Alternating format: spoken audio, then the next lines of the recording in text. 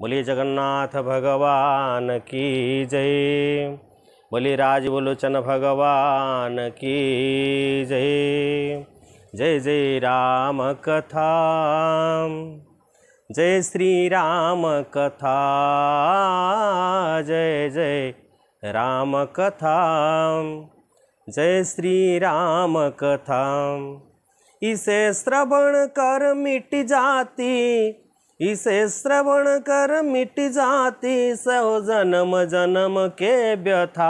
जय श्री राम कथा, जय जय राम कथा, जय जय राम कथा, जय श्री राम कथा। सम्मानेषु मोर सुधी श्रोता शत्रु मंडली तथा राम कथा प्रेमी बंधुगण सज्जन वृंद, आपण मानकु एक कथा हरे व्यथा यूट्यूब चैनल कथा आसर को स्वागत। सुधी सज्जन वृंद, संत गोस्वामी तुलसीदास जी कृत श्रीरामचरित मानस कर एक दिव्य चौपाई, सुंदर चौपाई आपण मानक पाखरे परसी देवाई जाऊँगी। चौपाईटी है भव सागर चह पार न पावा, राम कथा कह दृढ़ नावा। श्री राम जय राम, जय जय राम, श्री राम जय राम, जय जय राम। सज्जन वृंद, बड़ भाग्यरु मनीष जन्म मिली। आम मनीष मानक भितरे, मानव मानक भितरे सबुठारु भाग्यवान सीए जहाकू सत्संग रे कथा मिली जाइछि। कथा तो आम अनेक शुणुचे। हे सज्जन वृंद, समस्ते तो समस्त कथा कहते, आमे भी आम कथा कहूँ, किंतु ए कथा किछि दिन आलोचना हला परे सी आम मनरे गोटे नुआ व्यथा बा भयंकर व्यथा बा दुर्विसह व्यथा आणिकी देई थाए। किंतु हे सज्जन वृंद, आपण माने जानती भारत वर्षर दुईटी अलौकिक रहस्यमय आध्यात्मिक कथा अछि। गोटिए कथा हला महाभारत कथा, आउ गोटिए कथा हला राम कथा। गोस्वामी जी यही पावन चौपाई रे आमको एतिकी वार्ता देले, एतिकी कथा आमे जानिले। भव सागर चह पार न पावा। ए भव सागर को पारी हवा पाई हेले गोटे नौकार आवश्यक अछि आज्ञा। ताले से नौका किए? राम कथा कहाँ दृढ़ नावा। कहले राम कथा होची गोटे दृढ़ नाव, जो नावर आश्रय रे आमे एपारी रु सेपारी को जाई परिबा। ए जीवनचर्या सुंदर हबो। जीवन रे जेतिक दिन बंचिबा अंततः पक्षे जदि कथा रूपी नावरे बा कथा रूपी नाव को आमे माने आश्रय नेले तो जन्मटा चरितार्थ हो जीवो, जन्म सार्थक हो जीवो। हे सज्जन वृंद, आमे माने हेले मानव।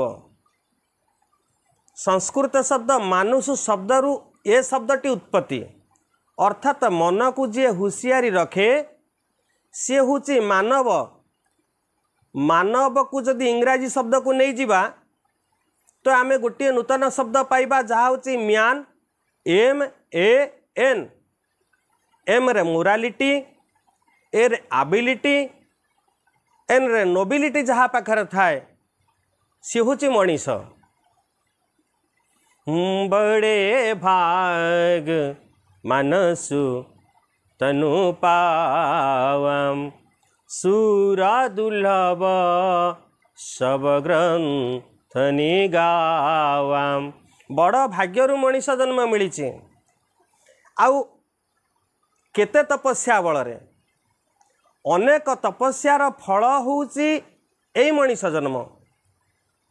खाली तपस्यार फल नुह, मनुष्य जन्म मिलवा भगवान कर आम प्रति अति बड़ कृपा, बहुत बड़ कृपा।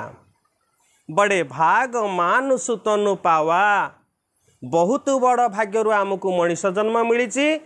आम मनुष्य मानक भितर बा मानव मानक भितर प्रकृत रे भाग्यवान सीए जहाकू सतसंग मिल जाइछि, आउ सतसंग रे कथा मिल जाइछि।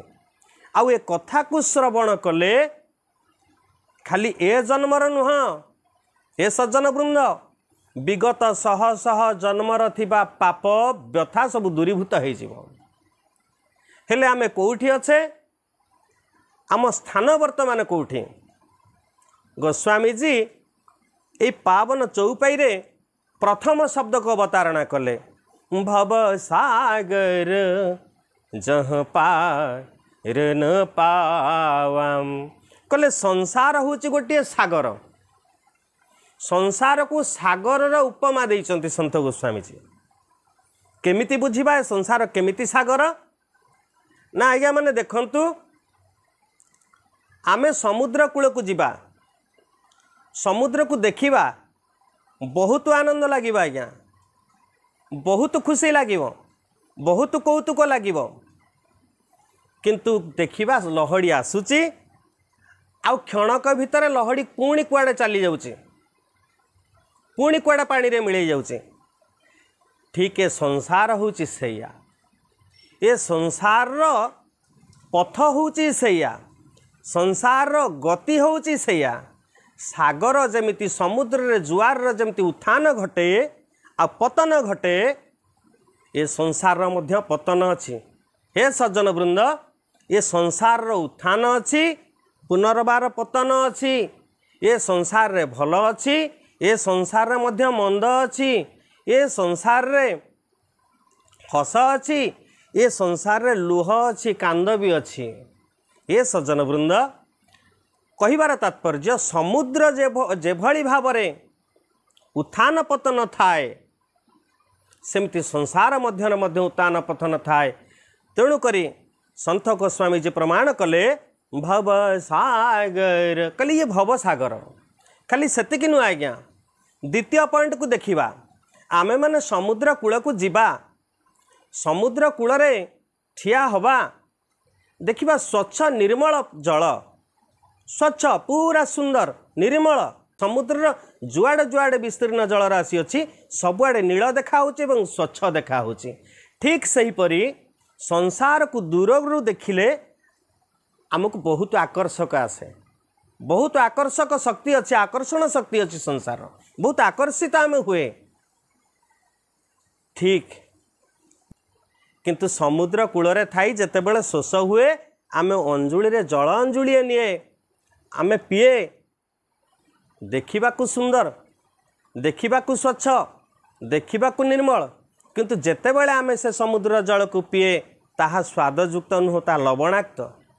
ये संसार ठीक सैया, संसार बाहर को देखिला बेले देखिबाकू गले जेतिकी चित्त को आकर्षक करे, फलत संसार भितर प्रवेश करी गले संसार सेतिकीटा स्वादयुक्त नुह। देख ये दुर्गम संसार अति उत्कट भयंकर। संसार मध्य दीटा बाट अछि। जदि संसार भितर उचित बुझावना अछि, जदि संसार भितर आदर अछि, स्नेह अछि, जदि संसार भितर पारस्परिक संबंध ठीक अछि, जदि बुझावना अछि, जदि संसार भितर पूज्य पूजा अछि सज्जन वृंद, तेबे से संसार केमिति लागिबो? वैकुंठ समान आहा अटे सही घर, परस्पर स्नेह जही थाए निरंतरम।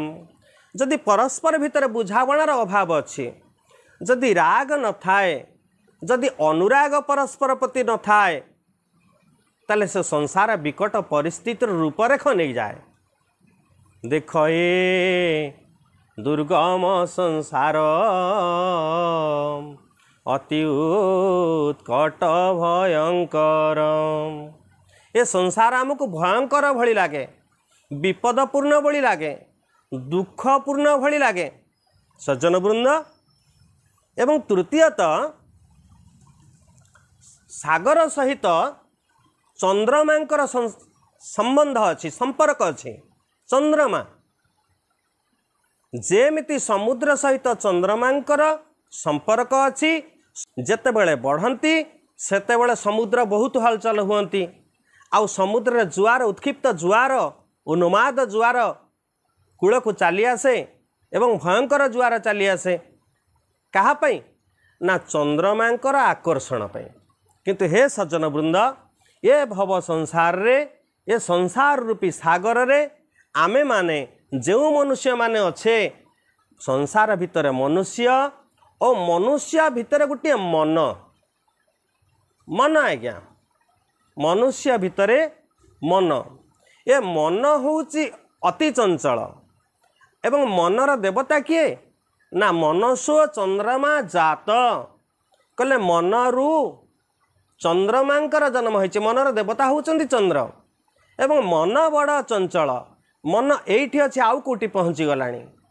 मन द्वारा कौन हुए ना मन दीटा काम करि पारे। मन एवं मनुष्याणां कारणं बंध मोक्षयो। ए मन, मन एवं मनुष्याणां कारणं बंध मोक्षय। ए मन आमको बंधन रे पकई दिए, नतुबा ए मन आमको मोक्ष प्रदान करे, मुक्ति प्रदान करे। हे सज्जन वृंद, संसार को संत गोस्वामी जी, तुलसीदास जी महाराज एक सागर सहित उपमा देइचंती। आपण माने जानिले प्रथमे ए संसार और उत्थान पतन अच्छी एवं सागर मध्य उत्थान पतन अच्छी। एवं द्वितीय कथा आमे बुझिले ए संसार बाहरु जेभली आकर्षक देखा जाए, अनुभव रे ठीक सैया नुह, अनुभव रे दुखपूर्ण, दरकार पड़े भयंकर विपदपूर्ण हो जाए। से भली सागर मध्य जेते स्वच्छ हेले मध्य सागर मध्य बेले बेले भयंकर हो जाए। एवं सागर जल रे आमर स्वादु मेंटे नहीं, एवं सेमिति संसार मध्य रे अनुभव रे आमर स्वादु प्रकृति रे मेंटे नहीं। हे सज्जन वृंद, पुनर्बार आउ गोटे कथा, समुद्र रे गोटे तटरे आमे अच्छे, गोटे तट समुद्र बेलाभूमि रे आमे माने ठिया होइछे, आनंद पाउचे सत। देखंतु आज्ञा, गोटे तट रे आमे अच्छे, आउ गोटे तट आमको देखा जाऊ नहीं, कदापि देखा जाए नहीं। तटर शेष कोटी आमको देखा जाए नहीं, अपर पक्षर तटर अंत कोठी आमको देखा जाए नहीं। ये संसार ठीक सैया। संसार रे मध्य दीटा तट, गोटे जन्म को आमे जानिचे, मृत्यु को आमे देखिने आज्ञा। जन्म जेपरि सत्य, मृत्यु मध्य सेपरि सत्य। जात सही ध्रुवं मृत्यु, ध्रुवं जन्म मृत्यस्य च, तस्मात् परिहार्य अर्थे न त्वं शुचितुम् अर्हसि। कहले संसार रे दीटा तट, गोटे जन्म आउ गोटे मृत्यु।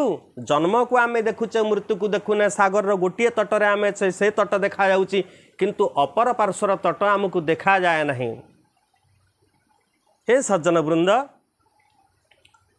यही मन जेतेबेले संसार रो गोटे तटरे रहे, बा जेतेबेले गोटे तट को आमे जानिचे, जन्मटा को आमे जानिचे।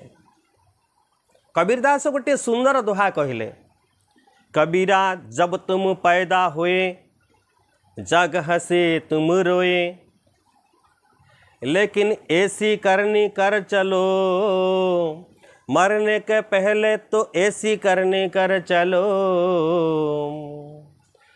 तुम हंसे जग रोए, मनुष्य जीवन नुहई केवल वर्ष मास दिन दंड, कर्मे जिए नर कर्म एका तार जीवनर मानदंड।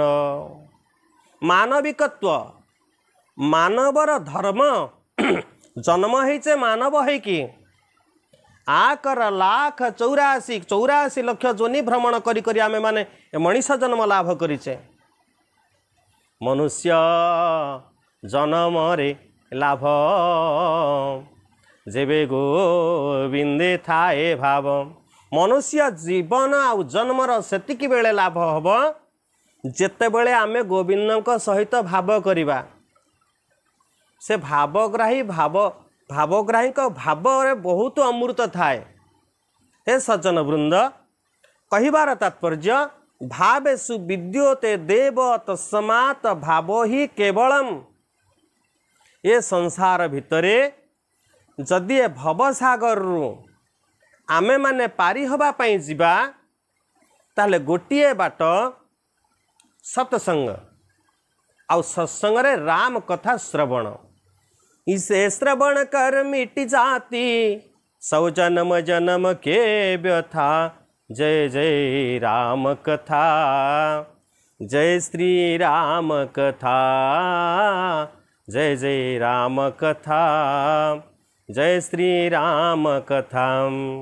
कले भवया पारेण जस्य कृष्ण नामेति नौका जिह्वाया आहुला शैव एतत् मते पारयति।